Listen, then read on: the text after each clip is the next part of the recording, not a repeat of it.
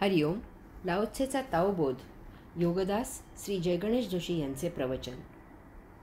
निस्तेज साक्षात्कारी.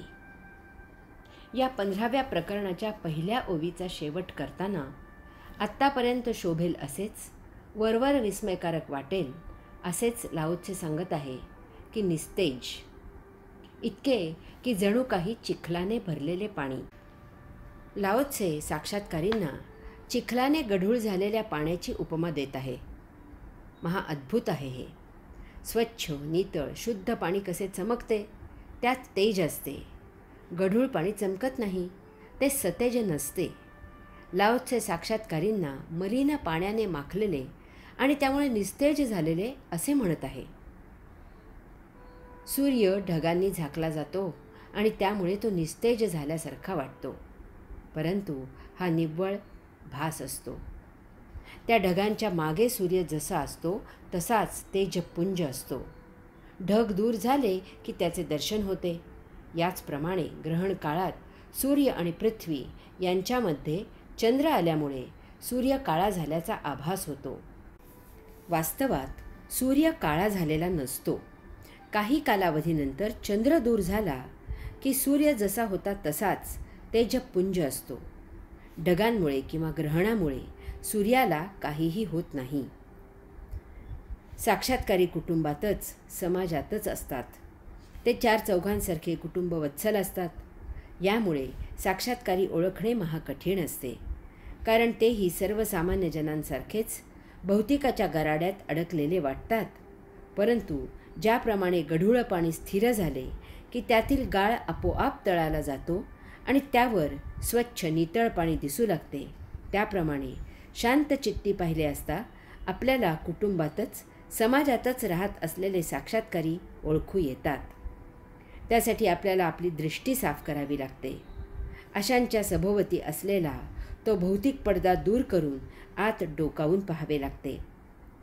साक्षात्कारी स्वतःच्या त्या दिव्य दर्शनाची घोषणा करत नाहीत.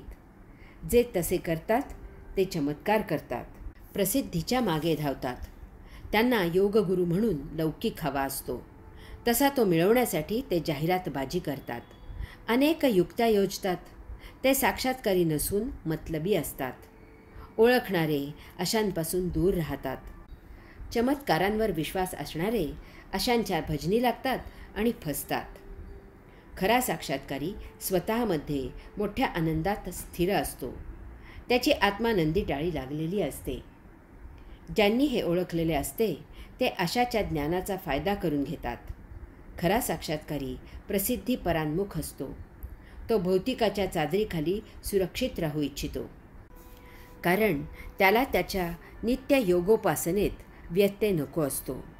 परंतु काही अपवादात्मक साक्षात्कारी प्रभूच्या आज्ञेने योग प्रचाराचे, योग ज्ञानार्जनाचे कार्य करतात.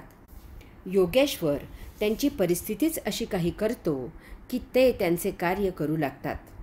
परंतु तरीही असे साक्षात्कारी झाकण दूर करून शोधूनच काढावे लागतात. त्यांना ओळखून बोलते करावे लागते. Who can find repose in a muddy world? By lying still it becomes clear. Who can maintain his calm for long? By activity rest comes back to life. He who embraces this Tao guards against being overfull, because he guards against being overfilled. He is beyond wearing out and renewal. भौतिक बजबजपुरीच्या चिखलाने भरलेल्या या जगात कोण स्वस्थ राहू शकतो? जो स्थिर, स्थित, प्रशांत राहतो तो शुद्ध होतो आणि स्वस्थ होतो. आपली शांतता कोण सतत टिकवू शकतो? जो कर्मयोगानंतर जीवनात मिळणारी विश्रांती ओळखतो तो. जो ताओ तत्वे अंगीकारतो तो कोणत्याही आत्यंतिक टोकाला जात नाही आणि असे तो करत असल्यामुळे तो जन्म मृत्यू अशा पुनर्जन्मामधून मुक्त होतो. ध्यानी मौनी. लाओत्से 15व्या प्रकरणाच्या 2ऱ्या ओवीत स्वतःच पहिला प्रश्न विचारून त्याचे स्वतः उत्तर देत आहे की भौतिक बजबजपुरीच्या चिखलाने भरलेल्या या जगात कोण स्वस्थ राहू शकतो? जो स्थिर स्थित प्रशांत राहतो तो शुद्ध होतो आणि स्वस्थ होतो. येथे लाओत्सेला स्पष्टपणे सांगायचे आहे की या भौतिकात स्वस्थता, स्थिरता, शांतता हवी असेल तर त्यावर स्वस्थ, स्थिर, शांत होण्याशिवाय अन्य पर्याय नाही. कारण इतर सर्व उपाय हे भौतिकच असणार आहेत. त्यामुळे भौतिकाने भौतिक आटोक्यात येणार नाही. त्यासाठी जे हवे आहे त्यातच रत होण्याला पर्याय नाही.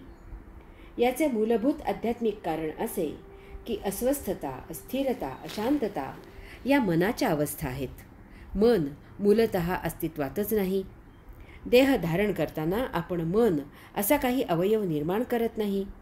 ते नंतर आपला जन्म झाल्यावर काही अवधीनंतर आगंतुकपणे निर्माण झाल्याचा आभास तयार होतो आणि त्याचा आपल्यावर इतका पगडा बसतो की आपण नकळत मनाचे अस्तित्व स्वीकारतो. त्यामुळे अशा भ्रामक मनाच्या अवस्थाही भ्रामक आहेत, मिथ्या आहेत. अर्थातच अशा भ्रामक मनाच्या भ्रामक अवस्था आपण काही इलाज करून नियंत्रित करू शकत नाही. जे मुळातच नाही त्यावर औषधोपचार कसा करणार? मग त्यासाठी आध्यात्मिक उपायच करावा लागतो. चिखलाने गढूळ झालेल्या पाण्याच्या डबक्यात उतरून त्यातील चिखल बाहेर फेकण्याचा प्रयत्न करण्यापेक्षा त्या डबक्याच्या काठावर जरा शांतपणे वाट पाहत शांत, स्थिर, स्थित बसावे. काही अवधीत त्या पाण्यातील चिखल आपोआप डबक्याच्या तळाला जाऊन बसतो आणि वर निर्मळ स्वच्छ पाणी आपल्याला मिळते.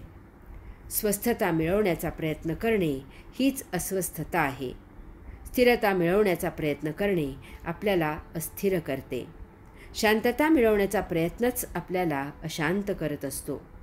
आपण मुळातच प्रशांत, स्वस्थ, स्थिर आहोत. शांतता, स्वस्थता, स्थिरता आपल्याला मिळवायची नसून ती आपल्यात आहेच. तोच आपला परमस्वभाव आहे हे ओळखायचे आहे. हे ओळखून त्यात रत व्हायचे आहे. म्हणजे लक्षात येईल की आपण प्रशांत, स्थिर, स्वस्थ आहोत. हा असा आपला मूलभूत स्वभाव आपण जाणला की आपल्याला ही भौतिक चिखलाने माखलेली बजबजपुरी कधीही अस्वस्थ करू शकत नाही. आपण देहधर्मापुरता अत्यावश्यक इतकाच भौतिकाचा वापर करतो. आपल्या लेखी भौतिकाची किंमत तितकीच असते. आपल्याकडून स्वभावतःच भौतिकाची उपेक्षा सहजच होते. यासाठी अध्यात्म, सत्संग, ध्यान आणि मौन ही उपासना आहे. हरि ओम.